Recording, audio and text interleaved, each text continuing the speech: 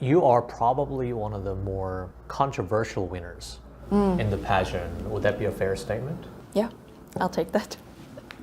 What was the public's reaction when the winner was announced? I mean, there were good comments, but also there were some negative comments saying that she's not pretty enough to represent Korea, and she's too fat to be Miss Korea. What would be considered skinny by Korean standard? How tall are you right now? 173 centimeters. So you're 173, and in order for you to be considered like acceptably skinny in Korean society, what would you have to be? 47 and 48 kilograms. In proportion to what? Proportion to like over my height. Is that even possible? I guess that's possible. And then people are all like people are used to seeing those, models and those weights on the internet. And when they hear my weight, saying like I am 58.9 kilograms, oh my gosh, she's close to 60. How can this overweight girl can be Miss Korean representing Korean beauty, right? A lot of fat shaming was going on. And I remember me being super hurt and crying in the beginning because I didn't know how to deal with these comments because it was my first time getting negative comments online. What was the worst mean comments that you got that you just like, what the hell?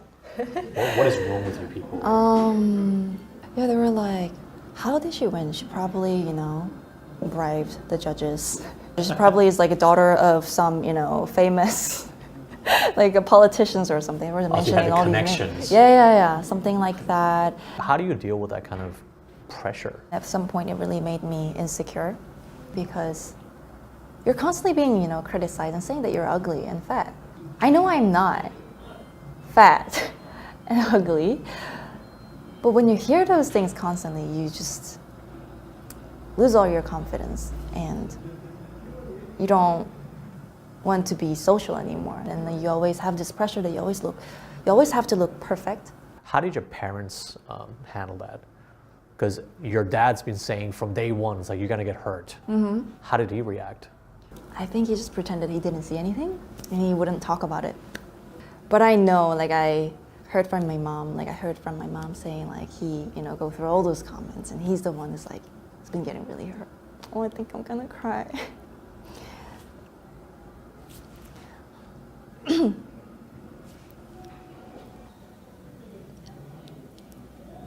So it felt really bad for my parents to look at all that and hear all that. And that was a time when I, regretted the most participating in this pageant competition. While the foreign media is flocking to meet her, the Japanese media has all but ignored Ariana's victory. I am definitely getting more attention from outside Japan. When I walk down the street here, no Japanese people recognize me. But lots of foreign tourists stop and say, "Congratulations." In fact, the reaction of some Japanese on social media has been downright hostile. Is it okay to select a hafu to represent Japan, tweeted one. It makes me uncomfortable to say she represents Japan, another. At the Tokyo gym where she works out twice a week, it's hard to imagine this now confident, stunning 20-year-old was once a bullied kid. Whenever the teacher told us to hold hands, other children thought my black skin would rub off on them, so they said, "Don't touch me," she remembered. Some kids wouldn't get into the pool with me. Others threw garbage at me. The beauty queen, who is constantly smiling these days, says she was ready for the criticism that erupted online. One post said Japan should be represented by a pureblood. Others expressed disappointment, while many more questioned whether she was truly Japanese. In pictures from her childhood, with a friend, on the volleyball team, and in middle school, Miyamoto looks happy. But she says she was constantly bullied and called kurumbo, the Japanese equivalent of the N-word. I didn't cope at all. I didn't tell my parents or my friends. I was the type to just keep it inside me. Miyamoto became the first half-black Japanese woman to be named Miss Japan. Many cheered, but some Japanese complained that she didn't deserve the title. I don't mean to discriminate, one post read, but I wonder how a hafu can represent Japan. Another person expressed surprise, tweeting, "I didn't know Miss Japan doesn't have to be pure Japanese. What a shock." Yeah. Well, I think you're gorgeous. Oh, thank you, Kuhei Kira. Well, you are gorgeous too. Thank you. I appreciate that. That's no worries. I think you'd probably be a little prettier if you weren't dying. This sounds odd, but I'd actually hit you in the face. You just piss me off because of how narcissistic your egoistic emo fucking look. You're actually fucking disgusting. I'm not sure if I want to shoot her or myself. My brain is overloaded from this obscene waste of humanity. I hope you die really soon, please. Oh god, kill it with fire and call MIB. What the F? Her skeleton-like legs are thinner than my penis. Disturbing. Shoot yourself in the basement. I can see her eyeing the razor blade right now, thinking of all the bad decisions she's made, thinking of all her failures and inadequacies. Then she thinks of me and is reminded of how easy it is to let go, to just let death take over and calm everything down so that she can finally sleep. So she goes for it and she whispers, "Thank you, John Singer," as her life slowly ebbs away. Fucking stupid cunt! Eat shit and drop dead in pain. You look like a Holocaust survivor. Where do I send the donations to your funeral? Will the wake be on YouTube? You look like a skeleton. Bone, white little bitch. You hunchback motherfucker piece of shit. You look like a panda. Black makeup too much. You look like a shaved rat. You starve yourself. Go kill yourself because you're a disgusting excuse for a person. White piece of shit. Go die in a hole. Wow, that is quite an angry comment. I don't even really know what to say to that one. That's pretty angry. What the fuck? Kill yourself. This didn't change my life. Kill yourself. Please slit your wrists and send me pictures. What the fuck is it? Just shoot it. First to say kill yourself, eat a whole fucking pie, skinny piece of shit. It will probably get you somewhere in life, emo fucker. Also, slit your wrist, stupid slut. And I want you to put this into responding to hate comments, you stupid fucking bitch. You are trying to make people feel bad for you. Fucking attention whore. I hope you get fucking raped and die, you fucking white paint splat. Kill yourself from drink me to be happy. Die, you fucking twig.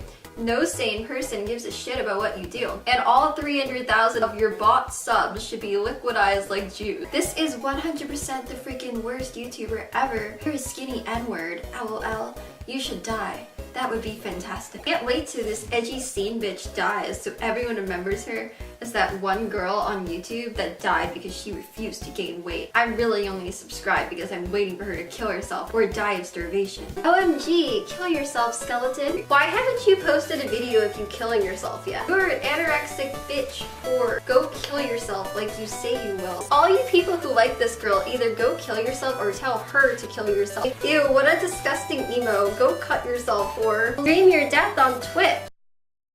My name is Lizzie Velasquez. I'm 24 years old. I think the most I've ever weighed in my 24 years is 64 pounds. The condition that I have is to this day still undiagnosed. We are only aware of 2 other people in the world. I'm the 3rd one. We don't know how I got it. We don't know why I can't gain weight. The very first time that I realized something was different about me was when I started kindergarten. The kids who were in my class were very confused as to why I didn't look like them. When I started middle school, every time I would go out, I was so self-conscious to where I couldn't even enjoy myself. Adults would just stop pointing and giggling and looking at me like in disgust. It really got to me. When I was in high school, I was at home exploring YouTube. When I saw a little thumbnail, I didn't know that by clicking on this little thumbnail that it was going to be something that changed my life completely. I clicked on the video and it said the world's ugliest woman, and that's when I saw that there were over 4.5 million views, and instantly my stomach dropped. Your story, I think, Lizzie, is so moving and inspiring, but let's start when you were 17 and you see this thing posted online calling you the world's ugliest woman. First of all, I know that must have been a harrowing experience, but then you started to read the comments, as you said. What kinds of things did they say? The first comment that I read said, "Will you please do the world a favor? Go get a gun and put it to your head and just kill yourself." The first comment that I read said, "Will you please do the world a favor? Go get a gun and put it to your head and just kill yourself." The first comment that I read said, "Will you please do the world a favor? Go get a gun and put it to your head and just kill yourself." I couldn't bring myself to read the comments. It was just too much. For this girl Lizzie, the life was not so easy. She dealt with bullying throughout her school for her appearance. At the age of 17, she was introduced to the world of cyberbullying when she found a video on YouTube that featured her the most ugliest women. That 8-second video clip have been watched over 4 million times. The bullies attached with heartbreaking comments made her cry for many nights. She thought it was the end of her life, as if she'd just withdraw herself with all the pain and strife. Everyday struggle and strangers' judgment, all the cyberbullies and hate comments were like the dark clouds in her life's days.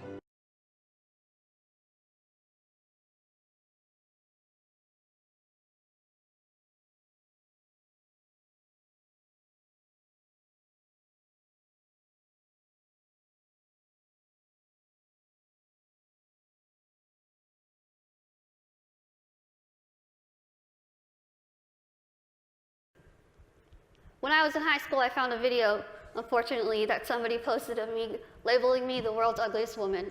There were 4 million views to this video, 8 seconds long, no sound, thousands of comments, people saying, "Lizzie, please, please just do the world a favor, put a gun to your head and kill yourself."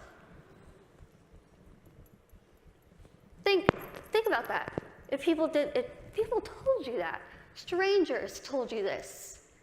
It wasn't until I was 17 and I found the video on YouTube calling me the world's ugliest woman with my photo and knew that over 4 million people had seen it. There were thousands of comments on this video, and I just sat there and scrolled through every single one and read every single one because I was so desperate to find one person that was standing up for me, and I never found it. There were thousands of comments on this video, and I just sat there and scrolled through every single one and read every single one because I was so desperate to find one person that was standing up for me, and I never found it. Because I was so desperate to find one person that was standing up for me, and I never found it.